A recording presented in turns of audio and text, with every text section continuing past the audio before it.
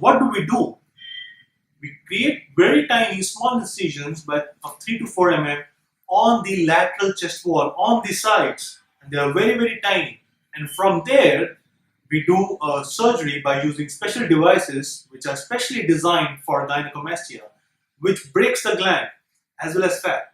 Then we take out the fat and the gland from that small pinhole incision.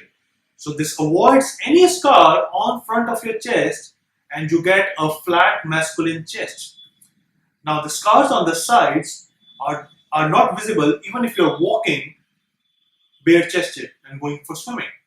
If someone sees you from the sides, that scar are still hidden inside your arms.